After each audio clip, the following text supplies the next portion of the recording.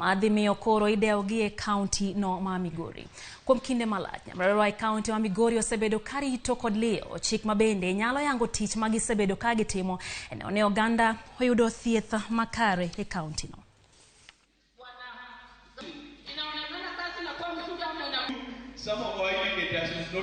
Tena wa community wanafurahi kwa sababu kazi inaendelea vizuri. Wamama haisai kwa boma, wamama wanaenda kuzaa kwa hospitali. Yale ambayo ninaweza kusema, shida ambayo tunaona, wamama ikiwa wanataka kuzaa, transportation inakuwa shida. Kama wangetuletea magari ya kuchukua watu kupeleka kwa hospitali, ingekuwa jambo mzuri sana.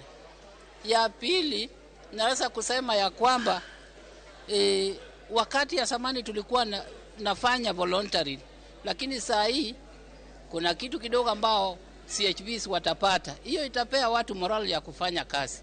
Tunaenda kupata vitu zenye hatukutarajia kama CHVs.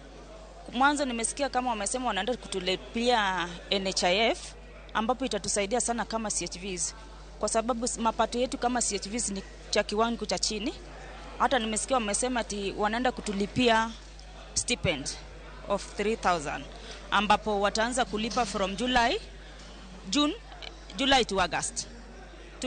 Tumeshukuru sana. As a county, since 2018, we've managed to increase the number of CUs from 145 to 246 currently. And the biggest challenge we've had is how to remunerate the community health workers. Today, I think this has marked the beginning of a very interesting journey in the Department of Health, considering that now these community healthcare workers will be motivated to deliver.